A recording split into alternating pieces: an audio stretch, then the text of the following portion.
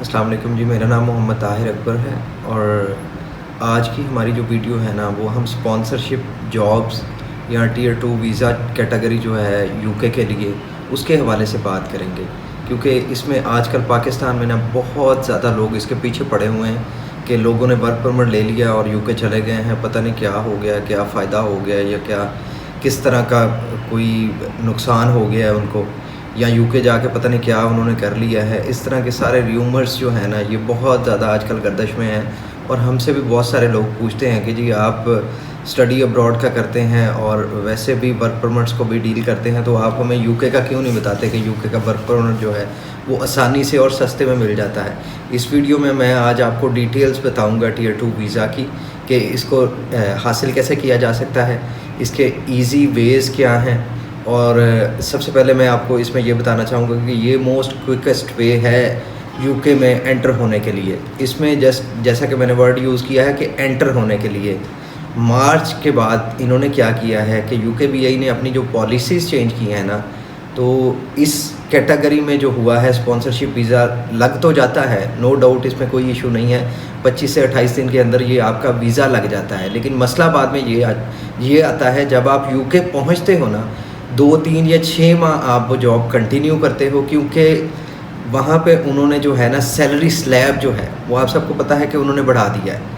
Salary slab की वजह से वो कंपनी आपको अफोर्ड नहीं कर सकती। और बहुत सारे लोग कहते हैं जी हमारे रिलेटिव हैं, वो बता दें, वो कहते हैं जी हमें गाइड कर दें, हम आपको उधर बुला लेते हैं, बड़ा आसान है, ये है वो है, इस तरह की बातें करते हैं। तो मेरे भाई, अगर आपने ऐसे रिलेटिव से भी स्पॉन्सरशिप लेना है ना, तो उनसे सारी बातें फ़र्स्ट ऑफ़ ऑल तो क्लियर करें। क्लैरिटी होनी चाहिए कि अगर आपका कोई बिज़नेस है, आप वीज़ा दे रहे हो, तो आप क्या ये जो मुतल्लिका सैलरी है आप मुझे पे कर सकेंगे, मुझे कंटिन्यू कर सकेंगे, या ये मुझे जस्ट बुलाने की ही कॉस्ट है कि मैं जस्ट यूके एंटर हो जाऊंगा और उसके बाद वही हाल होगा जो छोटे मोटे होटल्स, बेकरीज़ और इस तरह की कंपनीज़ का हो रहा है। वहाँ पे जाके क्या होता है, वो आपको लेटर थमा देते हैं जिसने आपको बुलाया होता है, 1-2 महीने आपको चलाता है, लेके साथ चलता है, बाद में अपना होटल ठप कर देता है, क्योंकि उसने पैसे लगा के एक कंपनी क्रिएट की होती है। उस कंपनी के वो 2 से 3 वीज़ाज़ बेच लेता है। बेचने के बाद क्या करता है, जब उसने टैक्स पे करने की बारी आती है या रजिस्टर्ड होने की कंपनी के बारी आती है ना, तो उस बंदे के पास पैसे नहीं होते। उसने आपसे ऑलरेडी अपनी जो है एक वीज़ा 20 से 30 हज़ार पाउंड में बेच के उसने अपनी जो है प्रिंसिपल अमाउंट जो है वो तो कैश कर ली, एक जो एक्स्ट्रा बेचा है उससे उसने प्रॉफिट ले लिया। और कंपनी क्या किया, कंपनी लीगली उसने बंद कर दी। ठीक है, उसने बता दिया कि मुझे जी प्रॉफिट नहीं जनरेट हो रहा, या मेरा बिज़नेस नहीं चल पा रहा, या मेरे जो फाइनेंसेस हैं मैं उसको अफोर्ड नहीं कर सका। तो इस तरह वो लेटर लिख के दे देते हैं, कंपनी बंद हो जाती है। आपको फिर एक जो है ना घंटी बजनी स्टार्ट हो जाती है इन द मेन टाइम, कि आप पे सख्ती स्टार्ट हो गई है, आप पे एक लेबल लग गया है कि अब आपने अपना वीज़े को ट्रांसफ़र करवाना है। जैसे सऊदी अरब, दुबई में होता है ना, आप एक जगह से दूसरी जगह तनाज़ुल ले लेते हो, एक बंदा डेफिनेटली काम छोड़ता है या एक कफ़ील आपको छोड़ता है तो आप दूसरे के पास चले जाते हो। इसी तरह यूके में भी ये सीन हो चुका है। कंपनी जब बंद होती है तो आपको एक लेटर आता है बॉर्डर एजेंसी की तरफ से कि जी आपका वीज़ा इस डेट को एंड हो रहा है, या तो आप इधर से एग्ज़िट करोगे। सेकंड ऑप्शन आपके पास होती है कि आपको कोई और दूसरी जॉब ढूंढना होती है। थर्ड ऑप्शन जो आपके पास होता है वो ये होता है कि आपको कोई बिज़नेस लॉन्च करना होता है, यानी कि आप बिज़नेस भी कर सकते हैं, लेकिन उसमें टोटली आपकी कैटेगरी भी चेंज हो जाएगी वीज़ा की, वो नए सिरे से वीज़ा प्रोसेस होगा। लेकिन क्योंकि आपका ये स्पॉन्सरशिप जॉब होता है तो न्यू स्पॉन्सर आप ले सकते हो, हासिल कर सकते हो।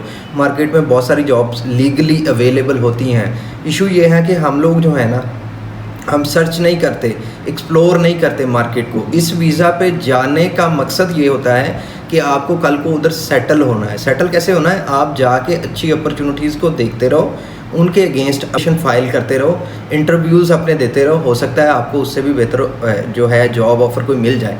तो वो बंद क्यों करवाते हैं, इसमें एक तो मेरे भाई सबसे जो पहले आसान काम था ना, IHS फ़ी जो कम थी, अब उन्होंने बढ़ा के क्या कर दिया है, वो 1000 जो है ना पाउंड पर ईयर कर दी है।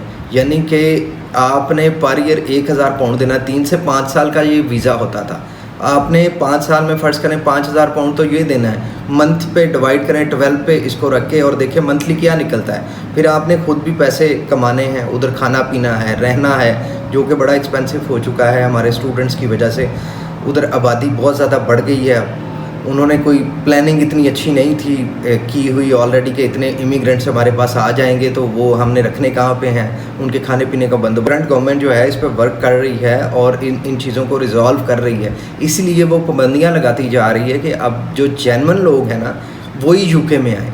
तो जेन्युइन ये एंट्री तो आपकी हो गई, ये आपको लॉयर ने करवा दी, किसी ने जो वहाँ के लॉयर हैं उनको बहुत सारी कंपनियों का पता होता है, वो आपको ऑलरेडी पहले भी बता देते हैं कि ये जस्ट वीज़ा कंसिडर करना है आपने।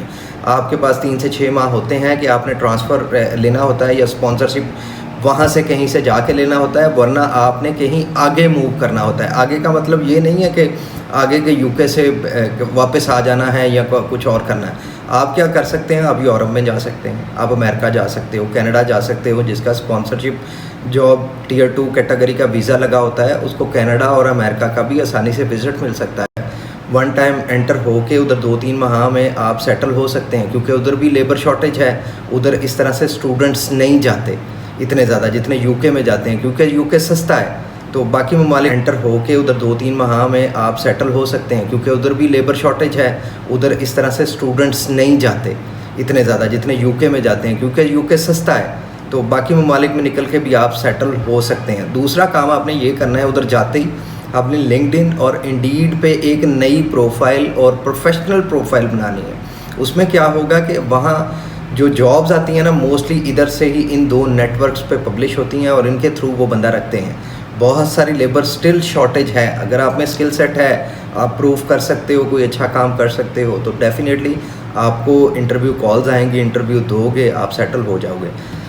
अगर आपको हमारी आज की वीडियो पसंद आई है तो मेरा चैनल सब्सक्राइब कर लें और मेरी वीडियो को लाइक कर लें, ताकि नेक्स्ट भी आपको जो है मेरी वीडियोस मिल सकें और जिससे आपके नॉलेज जो है ना उसमें इजाफ़ा हो सके। मैं उम्मीद करता हूँ कि आप पॉजिटिव फीडबैक हमें देंगे इसमें।